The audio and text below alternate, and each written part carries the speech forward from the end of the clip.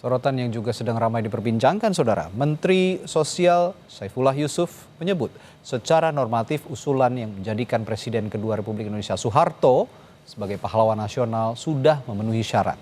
Menurutnya siapapun nama yang diusulkan memang memiliki kelebihan maupun kekurangan. Mensos Saifullah Yusuf bilang nama Soeharto sudah beberapa kali diusulkan menjadi pahlawan nasional. Namun ketika itu menemui kendala karena adanya ketetapan MPR soal korupsi, kolusi, dan nepotisme.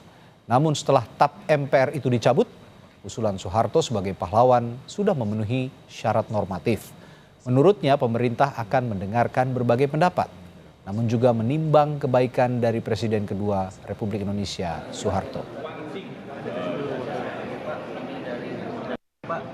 Pak Angga, dari nama-nama yang ada yang ramai itu adalah tentu di situ ada Pak mantan Presiden Soeharto, ada Gus Dur, gitu, dan tokoh-tokoh lain lah banyak sekali yang itu semua memang punya peluang untuk diusulkan oleh Kementerian Sosial setelah nanti kajiannya dulu.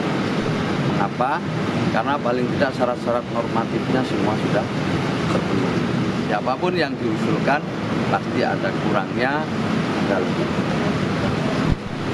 Pak Harto misalnya itu sudah berulang-ulang ya diusulkan, atau sudah sejak tahun 2010 apa diusulkan, ya, tapi masih ada kendala, dan sekarang salah satu kendalanya itu kemarin soal TAP MPR-nya sudah dicabut.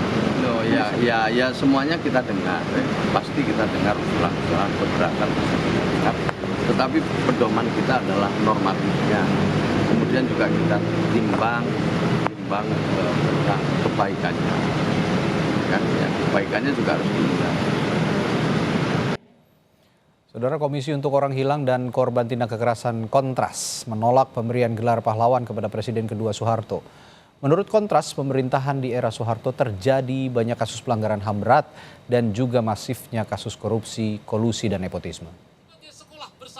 Kontras menilai selama era kepemimpinan Soeharto terjadi banyak kejahatan negara terhadap warga negara. Selain itu marak kasus korupsi, kolusi, dan nepotisme atau KKN. Kontras menilai jika Soeharto diberi gelar pahlawan, maka akan ada upaya lain menghentikan penyelesaian kasus pelanggaran HAM berat karena sosok yang kontroversial justru mendapat gelar pahlawan.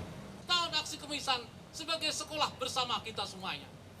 Anak-anak muda dalam konteks pemberian gelar pada Soeharto ini penuh dengan kontroversi, Mbak, gitu ya.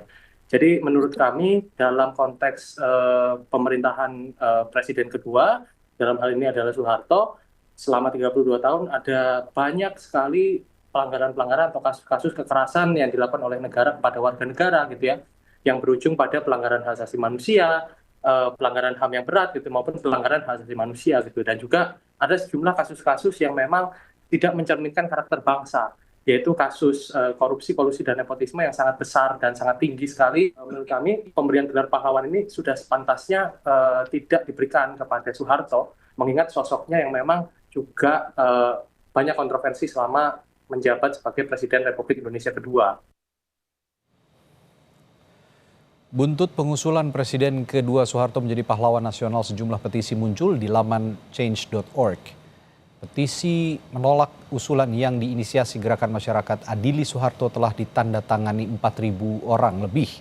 Ada juga petisi mendukung pemberian gelar pahlawan yang ditandatangani 13 orang.